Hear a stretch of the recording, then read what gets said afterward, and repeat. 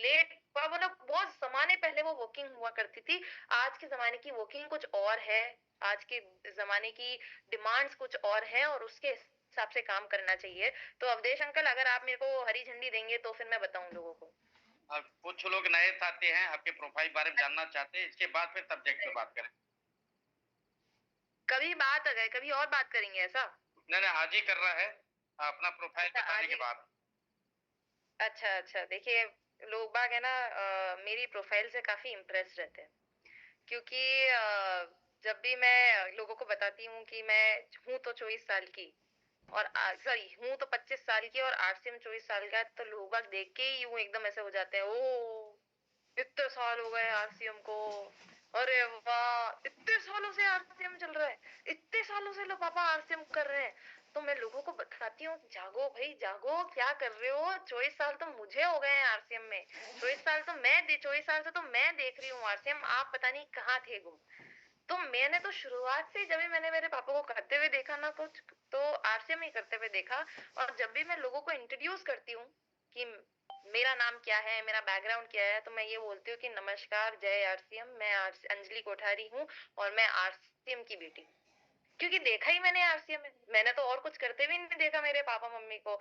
मतलब जब से मैं 1 साल की बच्ची थी तब से मैंने मेरे पापा को काम करते हुए देखा है। और क्या काम करते हुए देखा है, अब जब 1 साल में बच्चा कुछ सेंस बनाने लगता है, तब से उसने अपने पापा मम्मी को आरसीएम ही करते हुए देखा। जय आरसीएम लोगों को चिल्लाते हुए देखा, इतनी बड़ी बड़ी गैदरिंग्स देखी, इतना सब कुछ देखा।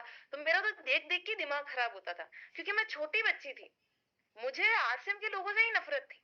मुझे ऐसा लगता है ये सब लोग क्यों करते रहते हैं, जय आरसीएम चिल्लाते रहते हैं पूरे दिन भर, क्या मोटिवेशन मिलता है इनको जय आरसीएम चिल्ला चिल्ला के, क्या क्या करता है जय आरसीएम।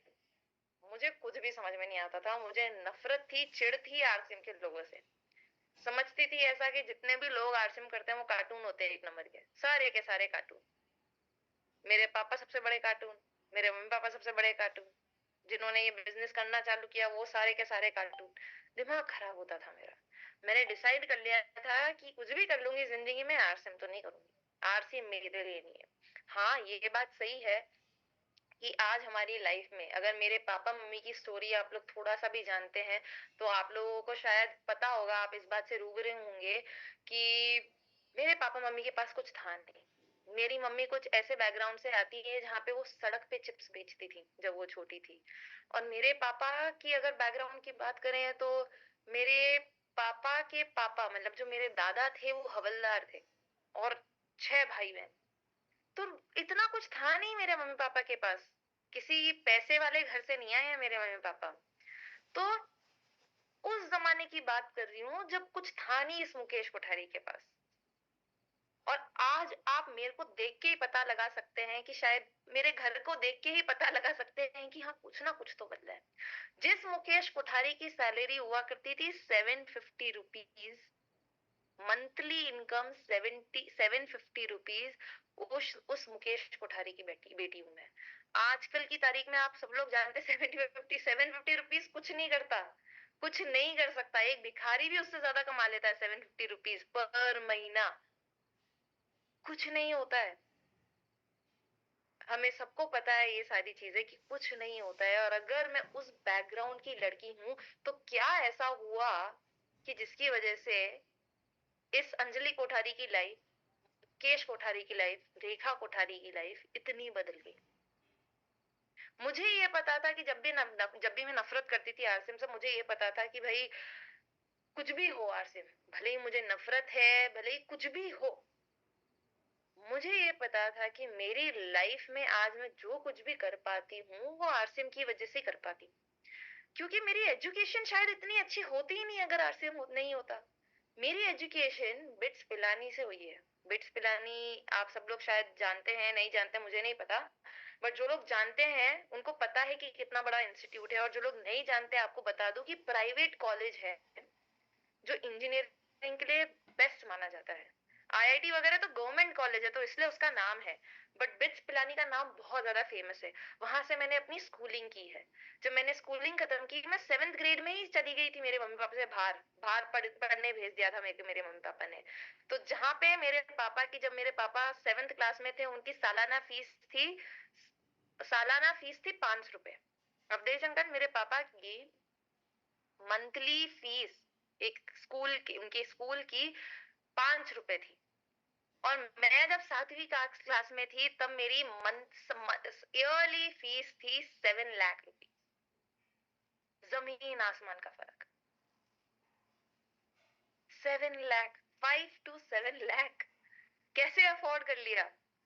हाँ, मेरी एजुकेशन इसकी वजह से हुई है, आरसीएम की वजह से हुई है। उसके बाद मैं एसजी पासन्स में गई थी पढ़ने के लिए। न्यूयॉर्क बेस्ड कॉलेज है, मैं वहां से अपना एजुकेशन लेने गई। और जब एजुकेशन मैंने फैशन कम्युनिकेशन में ली तब मेरे पास बहुत सारे चॉइसेस थे। लॉकडाउन था, जब लोगों के पास नौकरियां नहीं थी तब मेरे पास 3 कंपनियों से ऑफर थे। जब लोगों को उनकी जॉब से निकाल रहे थे, बेरोजगारी एट पीक पे थी, किसी के पास कोई नौकरी नहीं थी, पैसे नहीं थे, तब कंपनियां तरस रही थी मुझे लेने के लिए। 3 कंपनी से उस समय मेरे पास ऑफर थे। और मेरी स्टार्टिंग सैलरी 1 लाख रुपीज थी, क्योंकि मैं इतनी हाई हाई पढ़ाई करके आई थी। हाँ, अगर लॉकडाउन नहीं होता तो शायद मेरी इनकम और होती उस समय, बट लॉकडाउन के विपरीत मेरी जो सैलरी थी, जो स्टार्टिंग सैलरी थी, वो थी 1 लाख रुपीज। तो मुझे शुरुआत में ऐसा लगता था कि यार कुछ तो सही कर रही हूँ मैं अपनी लाइफ के साथ। मेरे पापा को जैसे आरसीएम मिल गया और मेरे पापा के लिए आरसीएम था, वैसे मेरे लिए ये काम है जिसमें मैं लाखों रुपए कमा रही हूँ।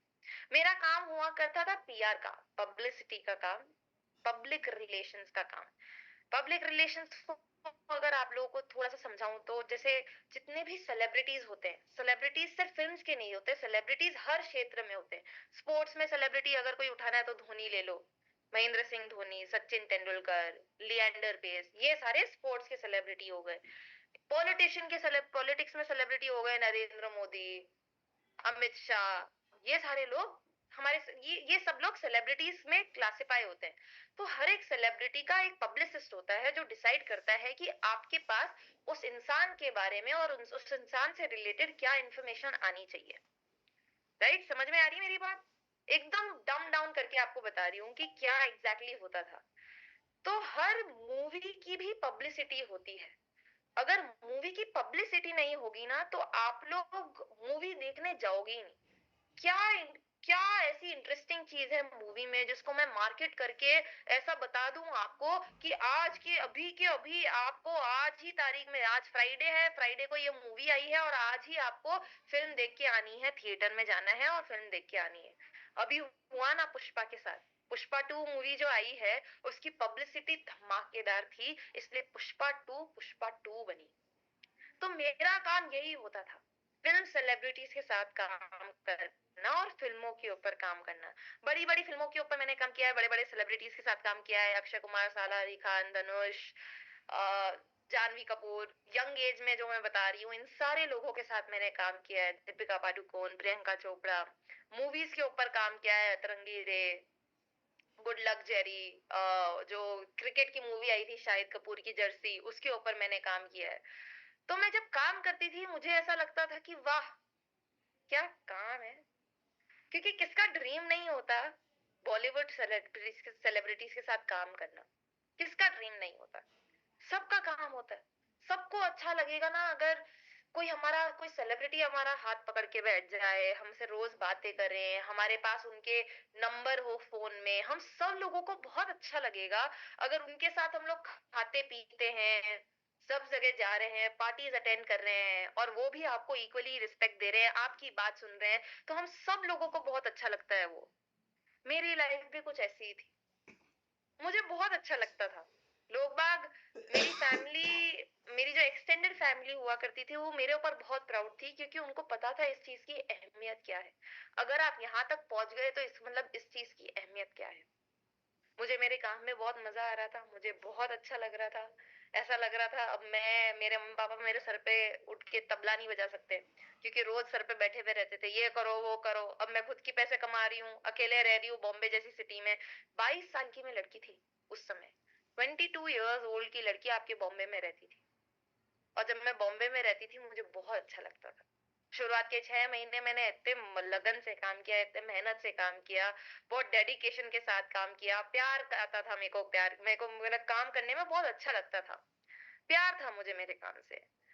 बट धीरे-धीरे, धीरे-धीरे मेरी नौकरी ने मुझे इतना कंज्यूम करना चालू कर दिया कि मैं रोज सुबह 8 बजे घर से बाहर निकलती थी और रोज घर पे साढ़े 7 साढ़े 4 बजे सुबह आती थी। 3 बजे या फिर साढ़े 4 बजे के आसपास, 4 मतलब 3 टू 4 के बीच में सुबह-सुबह मैं आती थी। इतनी परेशान हो गई थी। आप मेरी जगह अपनी बच्ची को शायद रख के देखें, जिनके पास भी एक बच्ची है या फिर बच्चा भी हो।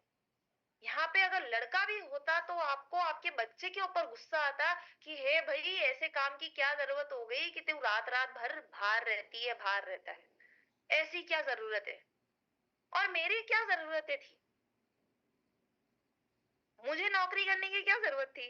क्योंकि मेरे को तो मेरे पास तो पैसा है, मेरे पापा ने कमा लिया मेरे लिए। मुझे काम करने की क्या जरूरत? मैं पैसों के लिए तो सर्टेनली काम नहीं कर रही थी। मैं तो सिर्फ इसलिए काम कर रही थी क्योंकि मुझे एक्सपीरियंस करना था, मुझे इंडिपेंडेंस चाहिए। मुझे समझ में नहीं आता था कि जिस नौकरी को मैं पैसे के लिए भी नहीं करना चाहती, तो उस नौकरी से मुझे प्यार तो होना चाहिए ना, लगन तो होनी चाहिए, मेहनत तो होनी चाहिए, थोड़ा-सा जोश से मैं काम करना चाहती थी और वो जोश मेरे पास रहा ही नहीं था थोड़े समय बाद मेरी जॉब में। मेरी बॉस ने मुझे इंक्रीमेंट भी दे दिया और इंक्रीमेंट के वक़्त मुझे समझ में आया कि मेरी बॉस अगर मुझे पैसे दे रही है तो इसका मतलब यही है कि मैं काम ज़्यादा करूँ। मेरी बॉस अगर मुझे पैसे ज्यादा दे रही है तो इसका सीधा सीधा मतलब है कि मैं काम ज्यादा करूं। टांग पसार के बैठने के लिए तो दे नहीं रही है मेरी बॉस मुझे पैसे। जब मुझे ऐसा समझ में आया, जब मैंने अपनी लाइफ मेरे पापा से कंपेयर की थोड़े समय बाद, जब मैं अपनी कंपनी में सीनियर बन गई थी, मैंने मेरी लाइफ मेरे पापा से कंपेयर की, सीधा सीधा पॉइंट ब्लैक कंपेयर की।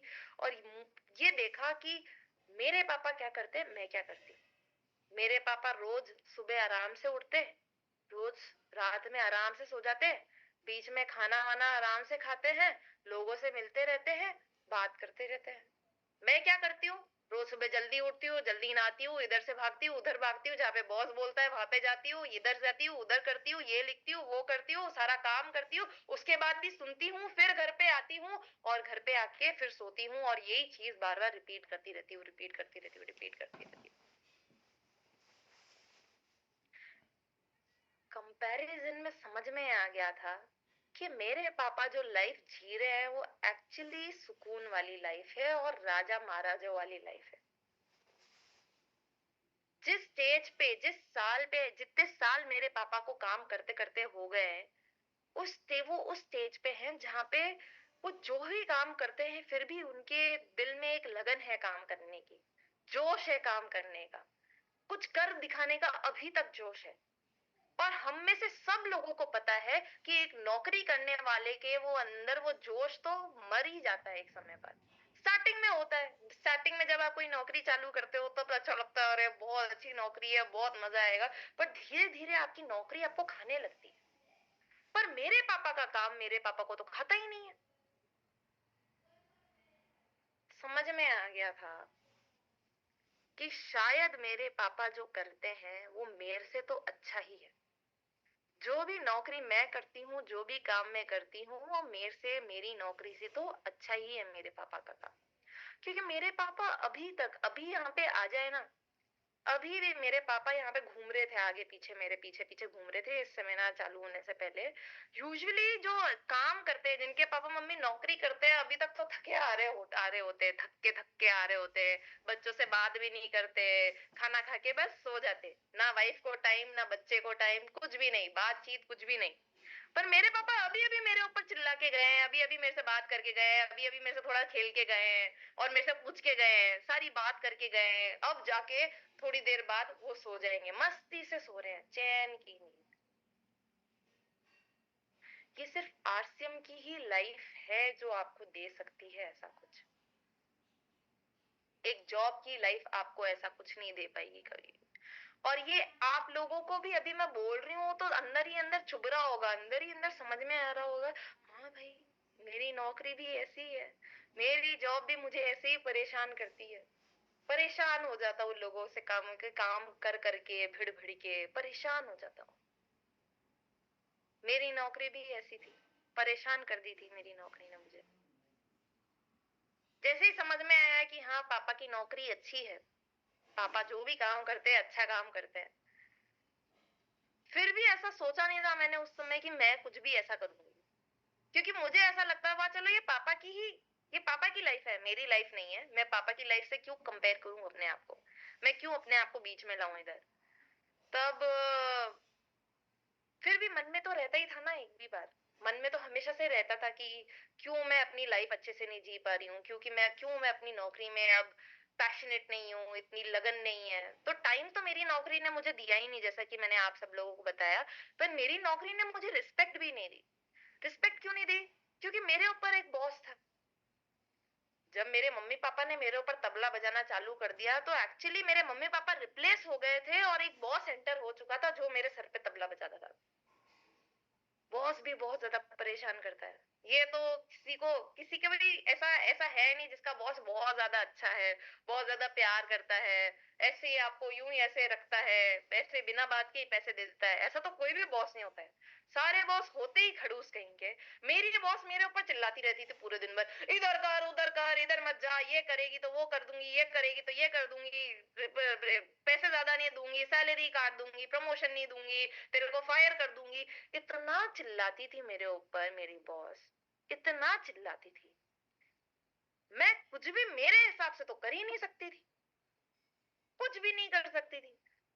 बॉसेस को ऐसा ही लगता है सारी कंपनी की कि अगर आपने एक एम्प्लॉय रख दिया है, तो अगर आपने एक एम्प्लॉय रख दिया, उसको आप पैसे दे रहे हो, इसका मतलब आप उसको ओन करते हो। उस इंसान की ड्यूटी है आपके सारे काम पूरे करना। जबकि ऐसा होता है, होना चाहिए क्या? ऐसा होना चाहिए? नहीं होना चाहिए। एक बॉस समझ बैठता है कि आप उन्हीं के लिए काम कर रहे हैं। परेशान कर दिया था मेरे को मेरी बॉस ने। रिस्पेक्ट भी नहीं थी मेरे जॉब में मेरी।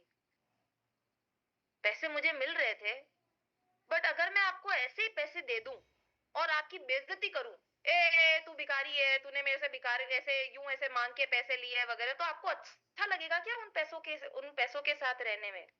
नहीं लगेगा ना। क्योंकि रिस्पेक्ट तो अटैच्ड ही नहीं है। मनी एक्चुअली हमें रिस्पेक्ट देता है, मनी का इक्विवेलेंट ही रिस्पेक्ट है।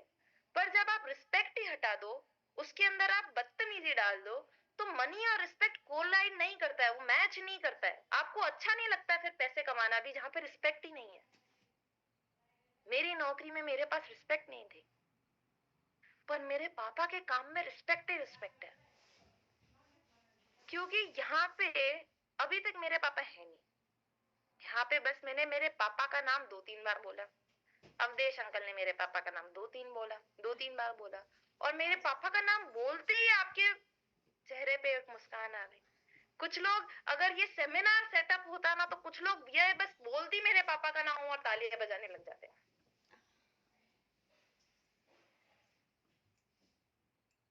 रिस्पेक्ट ही रिस्पेक्ट। मैंने मेरे पापा के साथ सिर्फ डिसीजन लिया काम करने का आरसीएम में। मैंने अभी तक कुछ करा नहीं है, मैं अभी तक सिर्फ मेरे पापा के साथ काम कर रही हूँ। और फिर भी आप लोग मुझे इतनी रिस्पेक्ट देते हैं कि कोई मैच ही नहीं करता उस चीज की रिस्पेक्ट। उसको कोई मैच ही नहीं कर सकता उसकी वो जो रिस्पेक्ट जो आप लोग मुझे देते हैं ना, वो उसको एक जॉब मैच ही नहीं करती, कर ही नहीं सकती। इसका मतलब एक नौकरी में टाइम भी नहीं है और रिस्पेक्ट भी नहीं है। पर मेरे पापा जो काम करते हैं, जो कि आरसिम का काम है, उसके अंदर टाइम ही टाइम है और रिस्पेक्ट ही रिस्पेक्ट है। बट फिर भी अभी तक मैंने नौकरी छोड़ने का डिसीजन नहीं बनाया था। मेरा डिसीजन तब बना जब मुझे मेरी फ्यूचर लाइफ थोड़ी क्लियर होती हुई नजर आ गई थी। अभी तक तो मैं अपने प्रेजेंट की बात कर रही थी, प्रेजेंट कंपेयर कर रही थी मेरे पापा से। बट अब मैं अपना फ्यूचर भी कंपेयर करने लग गई थी मेरे और मेरे पापा के बीच में। मेरी नौकरी में मुझे फ्यूचर नहीं दिखता था, क्योंकि मुझे सीधा सीधा नजर आता था कि मेरी नौकरी का अभी छोटा सा पार्ट है जो अभी एक कंप्यूटर कर सकता है। धीरे धीरे मेरी सारी नौकरी कंप्यूटर कब करने लग जाएगा मुझे भी पता नहीं चलेगा। ये मेरे साथ ही नहीं, आप सब लोगों के साथ हो रहा है या होने वाला है। और अगर अभी आपको होते हुए नहीं दिख रहा है, तो आने वाले 5-6 साल दीजिए, आप सब लोगों की नौकरी चुन चुन के आपके हाथ से निकाल दी जाएगी। आप सब लोग चुन चुन के मारे जाओगे। चलो, अगर आप लोगों की भी बात नहीं करूं मैं, अगर आप लोगों की भी बात नहीं करूं, आप लोगों की तो जैसे तैसे कट गई, आपके बच्चों का क्या होगा? आपके बच्चे क्या करेंगे? आप लोगों ने तो निकाल ली अपनी लाइफ, जैसे तैसे करके पैसे कमा लिए, लाइफ काट ली, अब रिटायरमेंट का टाइम हो गया, पर आपके बच्चे तो है ना पीछे। आपके बच्चे क्या करेंगे? आपकी नहीं तो आपके बच्चों की नौकरी तो सेफ नहीं है, क्योंकि ऐसी ऐसी एआई टेक्नोलॉजीज आ चुकी है जिसने हमारा काम सिर्फ आसान ही नहीं, हमारा काम हमारे हाथों से ही छीन लिया। हमारा काम आसान ही नहीं किया, हमारा काम छीन लिया हमारे हाथों से। मेरे बहुत सारे फ्रेंड्स थे, जब मेरी ग्रेजुएशन हुई थी, मेरे बहुत सारे फ्रेंड्स थे। कुछ फ्रेंड्स का जो जब एम्प्लॉयमेंट हुआ था, जब उनकी नौकरी लगी, तो कुछ लोगों की नौकरी सिलिकॉन वैली में लगी थी। सिलिकॉन वैली आप सब लोग जानते होंगे, आईटी का हब है यूएस में। सारे बड़े बड़े ऑफिसेस, माइक्रोसॉफ्ट, एप्पल, गूगल, सारी बड़ी बड़ी कंपनीज के ऑफिसेस वहां पे है सिलिकॉन वैली में। मेरे एक फ्रेंड की जॉब टेस्ला में लगी थी। टेस्ला में जब उसकी जॉब लगी ना, शुरुआत में सब लोग बहुत खुश थे कि वाओ, टेस्ला में इलॉन मस्क की कंपनी में काम करना, वाओ कितनी बड़ी बात है। उस 1 साल में उसको उसकी नौकरी से निकाल दिया। 1 साल में। क्यों? क्योंकि हमारे यहाँ पे तो शायद एआई इतना तेजी से नहीं निकल रहा, पर यूएस में तो हो रहा है, अमेरिका में हो रहा है ना, तभी तो उसकी उसकी नौकरी से निकाल दिया। क्योंकि जरूरत ही नहीं है मैन पावर की, जरूरत ही नहीं है ह्यूमन माइंड की, जरूरत ही नहीं है ह्यूमन वर्कफोर्स की। उसका सारा काम एक कंप्यूटर कर सकता है। आपके साथ भी होगा, हम सब लोगों के साथ होगा। आप जितने भी काम करते हैं वो फ्यूचरिस्टिक नहीं है। अगर आप एक गवर्नमेंट सर्वेंट है, तो अगर गवर्नमेंट सर्वेंट में के एक पार्ट देखिए, income tax department, income tax department में ही इतनी एआई आ चुकी है कि आज साइबर फ्रॉड करना बहुत मुश्किल है। मुश्किल ही नहीं, नामुमकिन हो गया है एआई की वजह से। टीचर, एआई टीचर आ चुके हैं, जो हमारे खुद के इंडिया में, केरला में फर्स्ट डेमो हो चुका है, हमारे खुद के इंडिया में। सारी नौकरियां जिसके अंदर मेहनत लगती है, जिसके अंदर बहुत ज्यादा दिमाग लगता है, जिसके अंदर बहुत ज्यादा वर्कफोर्स लगता है, वो सारी नौकरी धीरे धीरे हमारे हाथों से हमारी लाइफ में चली जाएगी, हमारी लाइफ से चली जाएगी। जब मुझे ये चीज समझ में आई कि मेरी नौकरी एक कंप्यूटर करने लगेगा, और थोड़ा सा पार्ट अभी एक कंप्यूटर करने लगा है, इसका मतलब ये है कि मेरी नौकरी फ्यूचरिस्टिक नहीं है, सिक्योरिटी नहीं है मेरी नौकरी में। पर मैंने बताया ना आप लोगों को, हमेशा कंपेयर करने की आदत थी मेरे पापा से मेरी, हमेशा मेरी नौकरी मेरे पापा से कंपेयर कर रही थी। और ये जो फ्यूचरिस्टिक कंपैरिजन जब मैंने मेरे पापा के काम से किया, तब मुझे एक चीज समझ में आई कि सिर्फ और सिर्फ डायरेक्ट सेलिंग इंडस्ट्री का एक ऐसा काम है जो कभी कोई कंप्यूटर नहीं कर सकता। बाकी सारे काम एक कंप्यूटर कर सकता है, बट डायरेक्ट सेलिंग का जो कोर है, जो कि ह्यूमन इमोशंस है, ह्यूमन इंटरेक्शन है, बात करना है, लोगों से मिलना जुलना है, वो एक ऐसा काम है जो कभी कोई कंप्यूटर कर नहीं सकता। कभी किसी कंप्यूटर को एक दूसरे से मिलते हुए बात करते हुए देखा है? एक कंप्यूटर दूसरे कंप्यूटर को हाय बोल रहा है, ऐसा होता है? नो। होते हुए देखा है? नहीं होता ना। एक कंप्यूटर दूसरे कंप्यूटर से बात कर ही नहीं सकता, इसलिए कोई कंप्यूटर डायरेक्ट सेलिंग कर ही नहीं सकता, कोई रोबोट डायरेक्ट सेलिंग कर ही नहीं सकता। क्योंकि डायरेक्ट सेलिंग करने के लिए आपके अंदर इमोशंस होने चाहिए, आपके अंदर पीपल से बात करने की, लोगों से बात करने की स्किल होनी चाहिए। जब तक आप मेरे से बात नहीं करोगे, मैं आपसे बात नहीं करूंगी, तब तक डायरेक्ट सेलिंग हो ही नहीं सकती। हाँ, ये बात सही है कि डायरेक्ट सेलिंग में हमारा एआई मदद कर सकता है। मतलब डायरेक्ट सेलिंग आसान कर सकता है आसान कर सकता है एक एआई। बट डायरेक्ट सेलिंग का जो मेन काम है, जो कोर काम है, वो कभी कोई कंप्यूटर आपके हाथ से ले नहीं सकता। इसलिए ये बहुत फ्यूचरिस्टिक काम है। आप लोगों की नौकरियां निकल गई, बट आप लोगों की बच्चों की नौकरियां सेफ नहीं है। बहुत सारी सरकारें आएंगी। अभी जैसे गवर्नमेंट नौकरी के पीछे लोग बाग पड़े हुए रहते हैं ना कि अरे सरकार सरकार रोजगार देगी, सरकार रोजगार देगी। आने वाले 5 सालों में सरकारें बोलेंगी कि हमें वोट दे दो, हम आपको रोजगार दे देंगे, ये कर देंगे, वो कर देंगे। कोई भी पार्टी आपको रोजगार नहीं दे पाएगी, कोई भी गवर्नमेंट आपको रोजगार रोजगार नहीं दे पाएगी, क्योंकि रोजगार देने के लिए है ही नहीं। अभी भी आज के डेटा आप उठा के देख लो ना, आज के लेटेस्ट डेटा आप उठा के देख लो। आज मैं इकोनॉमिक टाइम्स पढ़ रही थी और इकोनॉमिक टाइम्स में साफ साफ लिखा हुआ था, अनएम्प्लॉयमेंट एट इट्स हाईएस्ट।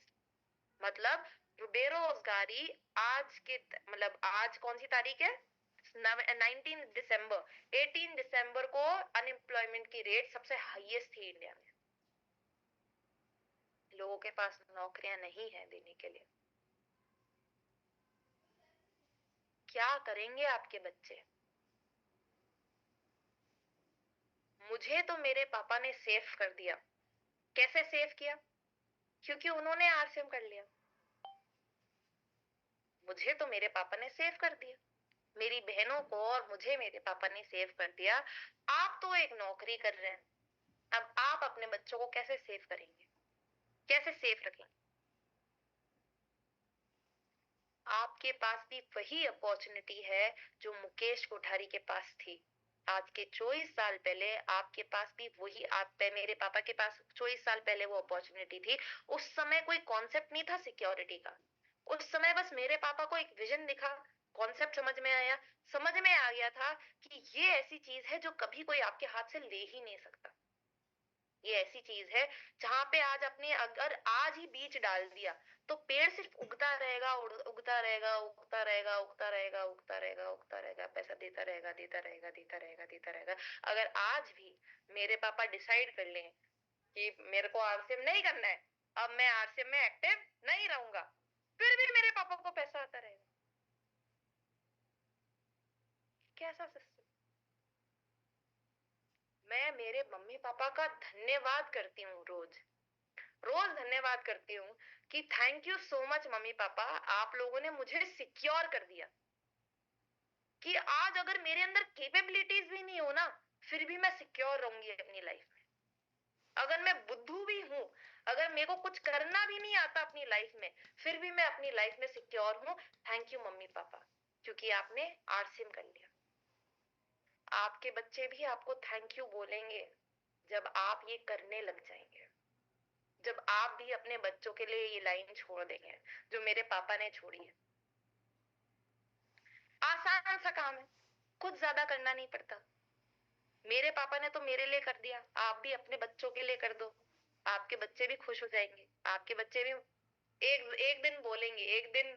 मुझे तो समझ में आ गया था, मुझे तो जैसे ही समझ में आ गया था कि हाँ इसमें सिक्योरिटी तो नहीं है, मेरे पापा के काम में सिक्योरिटी भर भर के पड़ी हुई है, मेरे काम में सिक्योरिटी तो नहीं है, मतलब फ्यूचरिस्टिक काम तो नहीं है। मुझे समझ में आ गया था, बेटा अंजलि 5 साल दे, तेरे को आना तो आरसीएम में ही पड़ेगा।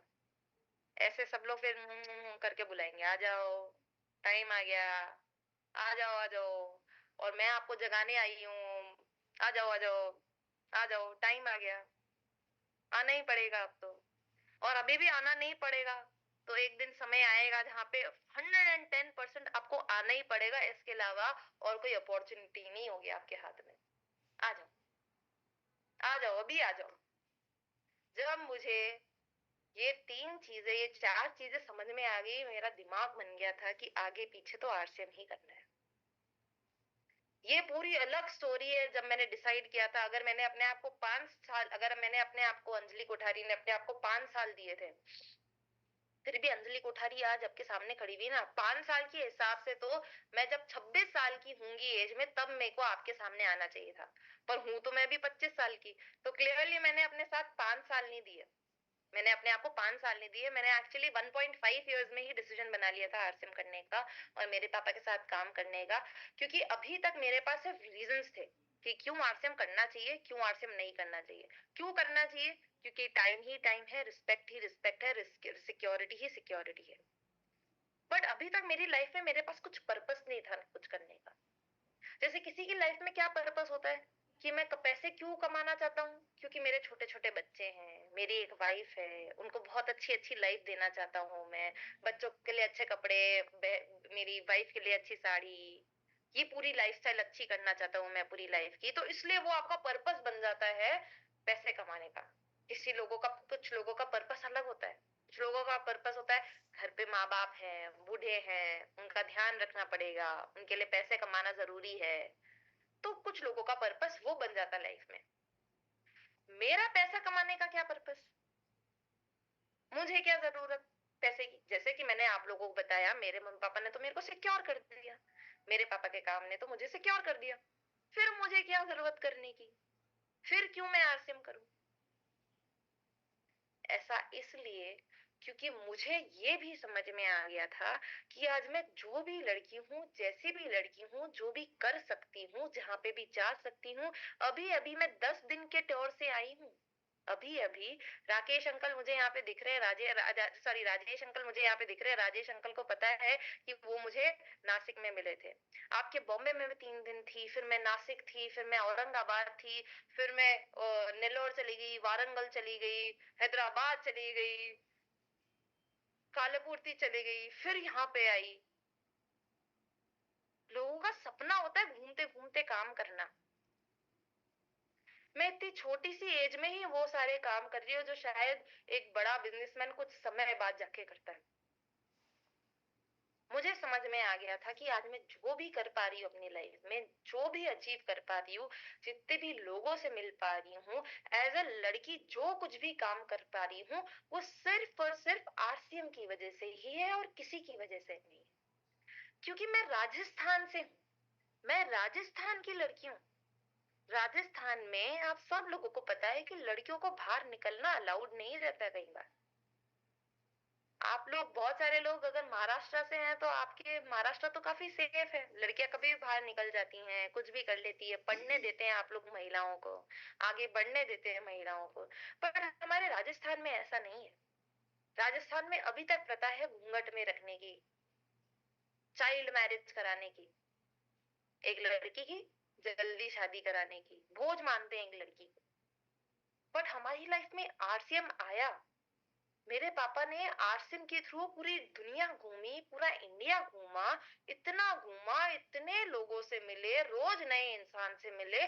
जब इतने सारे लोगों से रोज मिलते गए, जब पूरा इंडिया रोज घूमते गए, जब पूरा देश, पूरा वर्ल्ड रोज घूमते गए, तब उनको अपने आप समझ आ गई, तब उनको अपने आप रियलाइज हो गया कि आज अगर देश को आगे बढ़ाना है और आज अगर फैमिली को आगे बढ़ाना है, तो एक महिला का भी बढ़ना उतना ही इम्पोर्टेंट है जितना एक पुरुष का है। आज हम सब लोगों को पता है, ऐसी डे एंड एज में हम लोग, जहां पे एक इंसान अगर काम करे ना घर पे तो कुछ नहीं होता। आजकल 2 इनकम्स लगती हैं एक बच्चे को बड़ा करने में, महंगाई इतनी बढ़ गई है, 2 इनकम्स लगती हैं। गए वो जमाने जहां पे एक महिला घर पे बैठ के काम करती थी। बॉम्बे में देखा है एक भी महिला को घर पे बैठ के काम करते हुए? नहीं करती, भागती रहती है इधर से उधर, इधर से उधर, इधर से उधर, क्योंकि लगते हैं पैसे। महंगी हो गई है लाइफस्टाइल। आजकल महिला को भी उतना ही बढ़ना जरूरी है जितना एक पुरुष को है।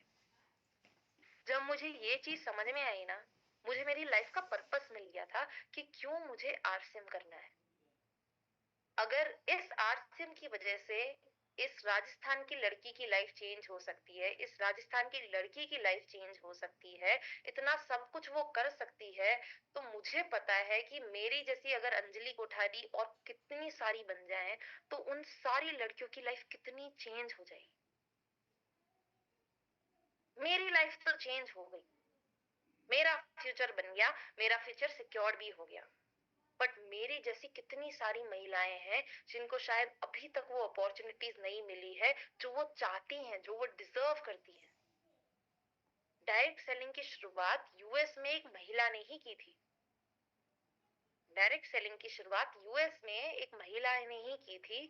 और ये बात फैक्ट है कि ये बिजनेस बना ही इनिशियली महिलाओं के लिए है और बनाया बनाया ही महिलाओं के द्वारा है। इसकी शुरुआत ही वही है। क्यों अच्छी है, क्यों महिलाओं को करना चाहिए? क्योंकि काम ही बात करने का है, काम ही रिलेशनशिप बनाने का है। एक महिला से बेटर कोई रिलेशनशिप डेवलपर कोई हो ही नहीं सकता। क्योंकि एक महिला जब भी बाहर निकलती है, दूध वाले को, दूध वाले से दूध लेने जाती है तो उसको भी अपना भाई बना देती है। साड़ी वाले साड़ी लेने जाती है तो उसको भी अपना कोई देवर वगैरह बना लेती है। हर जगह जाती है, लोगों से बात करने लग जाती है। रिलेशनशिप बिल्डिंग की बॉस है, हीरो है एक महिला। महिलाओं से बेटर डायरेक्ट सेलिंग कोई कर ही नहीं सकता, कोई अपलाइन बन ही नहीं सकता। क्योंकि अपलाइन बनने के लिए भी वो सारी क्वालिटीज चाहिए जो एक महिला में होती है, जो एक मदर में होती है। एक मदर क्या होती है? शुरुआत से 9 महीने में, 9 महीने अपने बच्चे को कोख में रखती है, अपनी यूट्रस में पालती है, कोख में रखती है ना, 9 महीने कोख में पालती है।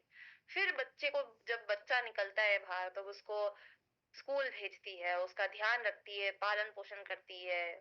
फिर उसको कॉलेज भी भेजती है। तब तक उसका साथ नहीं छोड़ती जब तक वो उसकी शादी नहीं हो जाती।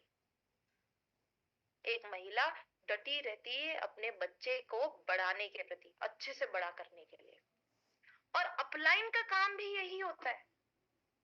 एक अपलाइन का काम भी अपने डाउनलाइन को साथ में लेके लेके चलना है, उसको अपने साथ पकड़ के रखना है और उसको भी बड़ा करना है। एमएलएम में, मल्टी लेवल मार्केटिंग में, डायरेक्ट सेलिंग में एक महिला के अंदर वो सारी क्वालिटीज है जो एक लीडर बनने के लिए जरूरी है। जैसे ही मुझे ये चीज समझ में आ गई, मैंने डिसीजन ले लिया कि अब जिंदगी में और कुछ नहीं करूंगी, और कुछ करने की जरूरत भी नहीं है। मुझे मेरी लाइफ का पर्पस मिल चुका है। मुझे पता है आज क्यों करना चाहिए और कैसे करना है, वो मेरे पापा मुझे समझा देंगे। मैंने उसी समय अपनी कंपनीज में, अपनी कंपनी में मैंने मेरा पेपर डाल दिया, रेजिग्नेशन डाल दिया। 17 मार्च को मेरे पापा की मीटिंग थी नागला सुपारा में, जो कि अवधेश अंकल ने ली थी, बॉम्बे में थी। 17 मार्च 2023 को। अंकल याद है आपको? यस। वो ही मीटिंग मेरी शुरुआत थी आरसीएम की जर्नी की। क्योंकि 17 मार्च 2023 को मेरे पापा ने मेरे को मीटिंग में बुलाया, मैं मेरे पापा के साथ मीटिंग में गई, मुझे मेरी लाइफ का पर्पस मिल गया। 18 मार्च 2023 को मैंने मेरी कंपनीज में पेपर डाल दी, रेजिग्नेशन दे दिया। और 1 मई 2023 से मैंने आरसीएम फुल टाइम करना चालू कर दिया मेरे पापा के साथ। और ये मेरी स्टोरी थी और ये मेरे रीजंस थे। और जितनी भी 4-5 रीजन जो मैंने आपको बताए हैं, मुझे पता है कि इनमें से एक रीजन तो आपको चुभा ही होगा। यहाँ पे कोई ना कोई एक रीजन चुभा ही होगा। और जब आप मेरी पूरी स्टोरी सुनी ना, आप लोगों ने पूरी कहानी सुनी, पूरी प्रोसेस समझा कि क्या क्या रीजन, क्या क्या स्थितियां रही थी, तो आपको समझ में आ जाएगा कि क्यों आपके लिए भी जरूरी है ये सब कुछ, ये डिसीजन लेना और आरसीएम करना आपके लिए भी इम्पोर्टेंट डिसीजन है। मुझे समझ में आ गया था, मेरे लिए क्लियर हो गया था, इसलिए मैं रिस्क ले सकती थी। मैंने फुल टाइम मेरे पापा के साथ चालू कर दिया। जरूरी नहीं है आपको भी फुल टाइम करना है, कोई रिकमेंड नहीं करेगा आपको फुल टाइम करने का। क्योंकि मेरे पास तो एक सेट बेस था कि मैं ऐसा डिसीजन ले सकती थी कि अब मैं फुल टाइम आरसीएम करूंगी। आपको अभी अगर सिक्योरिटी नहीं है तो ये बिजनेस आप पार्ट टाइम चालू कर सकते हैं, इसलिए महिलाओं के लिए बेस्ट है। घर पे बैठे बैठे आप कर सकते हो, बिना बाहर निकले आप कर सकते हो, क्योंकि बात करने का काम है, अच्छा बुरा बोलने की बात है। जो चीज अच्छी लगी उसके बारे में तारीफ करनी है, नेटवर्क बढ़ाना है, लोगों से बात करनी है, रिलेशनशिप बिल्ड करनी है, और वैसे वैसे आप डायमंड पे पहुंचते जाओगे। मेरे पापा को 25 लाख साल लगे यहाँ पे पहुंचने में। मेरे पापा को 25 साल लगे यहाँ पे पहुंचने में। आज हम लोग 25 करोड़ के घर में रहते हैं। मुझे पता नहीं आप में से कितने लोगों ने हमारा घर देखा है, बट जब भी आप भीलवाड़ा आए तो इस घर को देखने आए, आपको पापा की स्कूटर भी दिखाएंगे जिसके जिसके ऊपर पापा ने बैठ के अपना सफर चालू किया था आरसीएम का, वो भी आपको दिखाएंगे। बट मेरे पापा को 25 साल लगे ये सब कुछ करने में, क्योंकि उस समय एक सिर्फ एक पैंट पीस आता था आरसीएम में। आज आरसीएम में 500 से भी अधिक प्रोडक्ट्स हैं। एक महिला अगर पैंट पीस के ऊपर काम नहीं कर सकती है, अगर उसको न्यूट्रिशन के ऊपर काम नहीं करना, अगर उसको खाने पीने की चीजों के ऊपर काम नहीं करना, तो उसके लिए एक स्पेसिफिकली डेडिकेटेड प्रोडक्ट्स भी है जिसके ऊपर एक महिला काम कर सकती है, जो कि है फेमिनिन हाइजीन। उसके ऊपर काम कर सकती है। अगर एक डॉक्टर है हमारे पास, डॉक्टर को पता है कि न्यूट्रिशन कितना इंपॉर्टेंट है, कितना जरूरी है, तो आज एक अकेला इंसान सिर्फ न्यूट्रिशन के ऊपर काम कर सकता है आरसीएम में।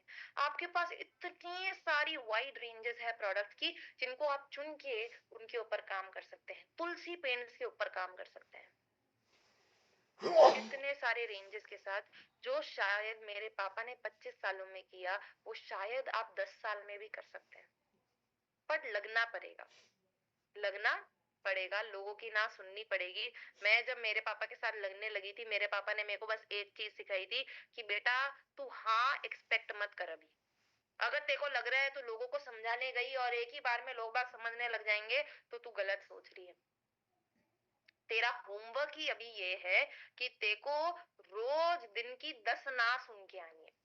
हाँ नहीं, हाँ नहीं सुन के आनी है, ना सुन के आनी है। दिन की 10 ना सुन के आनी है, क्योंकि जब तक तू ना नहीं सुनेगी तब तक तेरे को पता नहीं चलेगा लोगों को सुनना क्या है। जब तक तू ना नहीं सुनेगी तब तक तेरे को समझ में नहीं आएगा लोगों को सुनना क्या है। आज अगर मेरे पापा यहाँ पे आ जाए और लोगों को बोले, 100 जने अगर यहाँ पे इस मीटिंग में, और 100 लोगों को यहाँ पे बोल दे कि आरसीएम करो, आरसीएम सबसे अच्छा है, तो 100 के 100 लोग शायद आरसीएम करने लग जाएंगे। क्यों? क्योंकि मेरे पापा को पता है लोगों को सुनना क्या है, एक इंसान को समझाना कैसे है, एक महिला को कैसे समझाना है, एक पुरुष को कैसे समझाना है, एक बच्चे को कैसे समझाना है, एक यंगस्टर को कैसे समझाना है। ये सारी चीजें मेरे पापा समझ चुके हैं, क्योंकि वो ना सुन चुके हैं। आपको भी इनिशियली में बहुत सारी ना सुननी पड़ेगी, और उसी को टारगेट बना लो। दिन की 10 ना सुन के आनी है। जब दिन की 10 ना सुनने लग जाओगे, धीरे धीरे धीरे धीरे आपके कॉन्सेप्ट इतने क्लियर हो जाएंगे। जैसे ही कोई चीज समझ नहीं आई, अवधेश अंकल को पकड़ो, उनके पास सारी चीजों के आंसर है। पकड़ो अपनी अपलाइन को, पकड़ के बैठ जाओ। मेरे पास तो मेरे पापा है, मैं उनको छोड़ती ही नहीं हूँ। पकड़ के बैठ जाओ, बोलो जब तक इस चीज का आंसर नहीं मिलेगा तब तक छोड़ूंगी नहीं आपको, छोड़ूंगा नहीं आपको। तब जाके आपके कॉन्सेप्ट्स क्लियर होंगे। फिर आप भी वही कर पाएंगे जो मुकेश कोठारी करता है, बेसिकली कन्विंस करने का काम। फिर जिसको भी आप बोलेंगे वो आपकी बात से कन्विंस हो जाएगा, और आपके नेटवर्क में आपके साथ जुड़ने के लिए तैयार हो जाएगा। राइट? अभी टाइम तो है नहीं बिल्कुल भी। मैं चाहती थी कि जितने भी एग्जिस्टिंग लोग हैं हमारे पास यहाँ पे, मैं चाहती थी आप लोगों को कुछ एडिशनल समझाना, कुछ एडिशनल बताना। उसके लिए होपफुली अवधेश अंकल आप मुझे टाइम देंगे नेक्स्ट टाइम। जितने भी लोग आरसीएम करते हैं, मैं उनके साथ बहुत सारी ट्रिक्स एंड ट्रेड्स शेयर करना चाहती हूँ, कि जो आप ऐसी ट्रिक्स शेयर करना चाहती हूँ जो आपका काम आसान बना देंगे डायरेक्ट सेलिंग में, टेक्नोलॉजी के जरिए। So thank you so much Awadhesh uncle, आपने मेरे को अपॉर्चुनिटी दी आने की, आपने बुलाया। हमेशा आप ध्यान रखते हैं, हमेशा आप बुलाते रहते हैं, तो thank you so much Awadhesh uncle. और अवधेश अंकल को ही नहीं, मैं यहाँ पे बैठे सारे लीडर्स को नमन करना चाहती हूँ, थैंक यू बोलना चाहती हूँ कि आप भी यहाँ पे रहे। आपने भी मतलब, आप अगर आप नहीं होते तो शायद अवधेश अंकल, अगर आप लोग मेरी सही रिपोर्ट नहीं देते, अगर आप लोगों को ही मैं पसंद नहीं होती और आप लोगों को ही अच्छा नहीं लगता अंजलि कोठारी का नाम, तो आप लोग भी अवधेश अंकल को शायद बोलते नहीं कि नहीं नहीं उनकी मीटिंग कराओ। तो थैंक यू सो मच, आपने बोला, आप लोग डटे रहे, टिके रहे मेरे साथ में, thank you. Over to Awadhesh uncle. Thank you, thank you. और अभी हमारे पास में बांका बिहार से बहुत लोग जुड़े हुए हैं, और उनको एक गुड न्यूज सुना दूं कि अंजलि कोठारी जी का 13 अप्रैल को बांका की धरती पे डेट मिल गया है। उसकी तैयारी आप लोग अभी चालू करें। और अभी कोठारी साहब को वहाँ प्रोग्राम हुआ था, 500 लोग आए, तो उसमें 300 तो लेडीज थी, और उनको